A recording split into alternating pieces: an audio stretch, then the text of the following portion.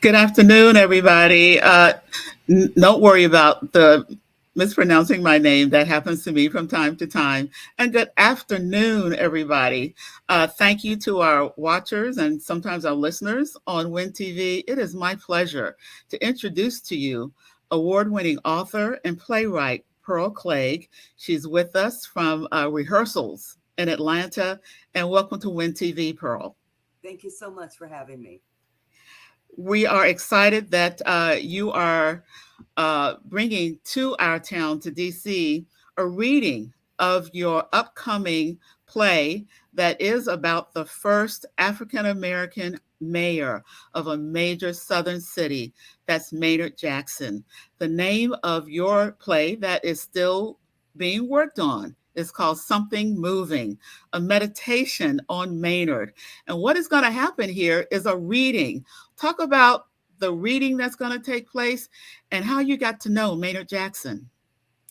The reading will be taking place next week at Ford's Theater, and they're actually rehearsing right now in DC. I'm in Atlanta, so I'm zooming into rehearsals. But the cast and the wonderful director Sima Suko are right at Ford's Theater now, working on the piece. And what we're going to do is have two staged readings, one on the 2nd of February and one on the 4th of February. And the readings are free. They're open to the public. You do need to make a reservation. But what this gives the playwright a chance to do is to hear the work out loud.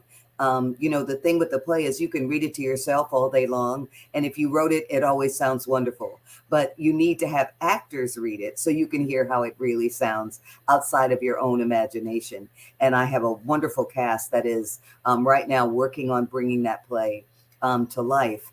I actually worked in Maynard Jackson's first two campaigns and went to work at City Hall in his administration for 2.5 years. So I developed a friendship with him even after I left City Hall.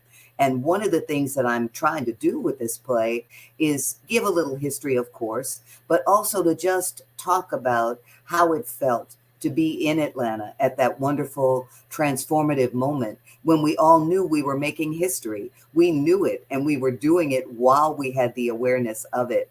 And it was such a wonderful moment. And we're coming up on 50 years since that election. And we in Atlanta have a bad habit of kind of erasing our footsteps as soon as we take them. So what I'm trying to do is to help us circle back around to that moment and see not only what it felt like then, but what lessons we can carry forward from that amazing moment.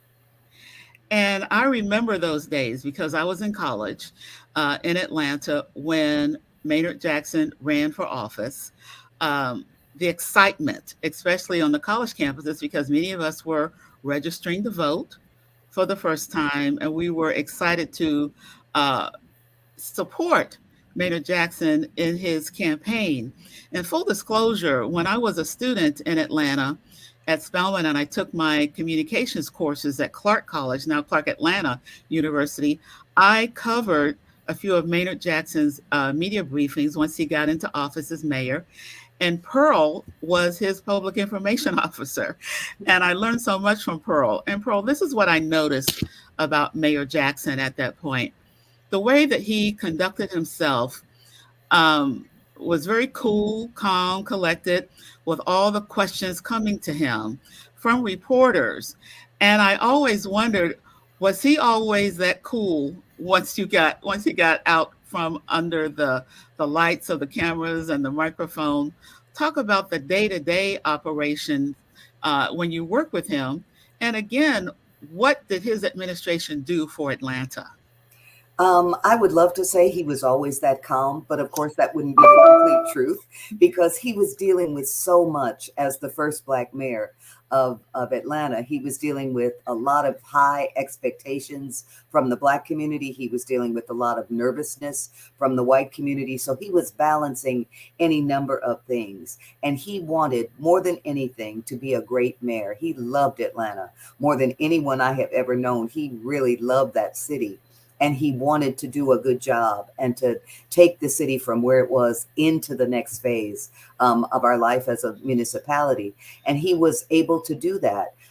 He was responsible for so many really wonderful things that happened in Atlanta. The fact that Atlanta has the busiest airport in the world is testament to the fact that he was a forward thinking person. He was always interested in bringing business to Atlanta. He was interested in nurturing the businesses that were already there, but he was also really focused on income inequality. He was focused on poverty. What can the city government do to help people have a better life when they need some assistance, when they need a hand in getting themselves to where they need to be?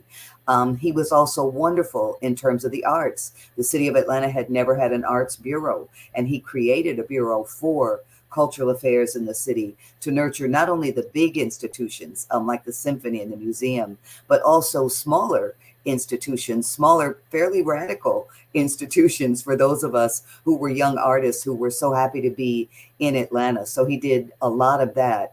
One of the things that I always think about him is he was the hardest working person I have ever known. He got up every morning really, really early. And all of us who were on his staff were used to getting these calls at 5 o'clock in the morning. And he would always, say, "Did I wake you?" And of course, the answer is yes, of course, you woke me at 5 o'clock.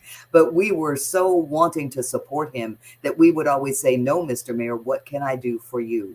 Because he had been up an hour or so before he ever called us, so that we never felt like he was requiring of us something that he wasn't prepared to do himself. And he certainly was not a perfect person. There were things that he wished he could have done better. There were problems that he was not able to solve. But I think that he is an example of someone who takes into public life a true commitment to public service. And I think that's so important. I think that a lot of people also may not recall that two things. Atlanta had term limits in terms of how many terms you could serve as mayor. But he came back and was elected mayor again. And when he came back, that was when Atlanta won the bid for the Summer Olympics. So he was a big champion, a big worker in making that happen for Atlanta.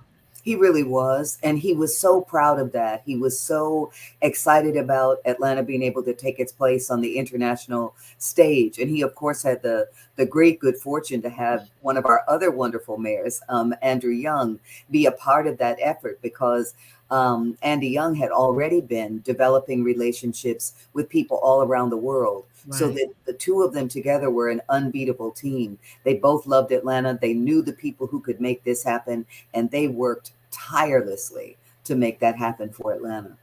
Let's get back to the mechanics of the readings that are going to be presented here. Unfortunately, you will not physically be here, but your wonderful director is going to be there at Ford's Theater.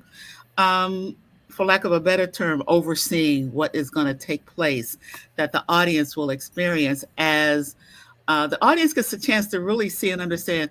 Oh, this is how a play comes to the stage. Exactly. And it's not going to be just okay, we're standing here behind music stands and we're just going to read to you. They're rehearsing so that they will be bringing understanding of these characters. They will be doing what wonderful actors do, which is bringing these characters to life on the stage, so that we will not have all of the things that will be a part of this play once it's actually produced. There won't be, scenery and lighting and projections and all that, very minimal kinds of production values. But what is so important and what's been so wonderful for me to be a part of these rehearsals is to see these actors dig down and try to really understand not only these characters that I've created, but also to put themselves in Atlanta in 1973. What did that feel like? What did it mean to the people that lived there? So that people who come to these readings will have a chance to see some wonderful actors who have been interacting with each other, interacting with me, interacting with our director for almost 2 weeks, so that it will not be kind of a dry, okay, now we're all going to sit here and it's going to be English class in high school. It's nothing like that. This is a staged reading, so it will have theatrical elements. There is music as a part of this piece. And I think that it will definitely do what you're saying, which is give people a chance to see a play at a moment in its development before it is fully produced on the stage. So that we hope that what that will do is generate the kind of interest that will make them want to come back and see it when it is fully produced later. And just as we begin to wrap up, I want to make sure people understand that your reading is a part of Ford's Theater's Theater Legacy Commissions, a first look, and it runs from February the 2nd and to the 4th. In addition to Pearl's performance of her play, Something Moving, Meditation on Maynard, there are going to be two additional plays from Black playwrights. We're going to be able to also see readings and workshops on Black Box by Ricker B. Hines and the play Young and Just from Dominic Taylor. This is a free event. All 3 days are free. You can order tickets though. Or you have to order your tickets from fords.org. That's the website, fords.org.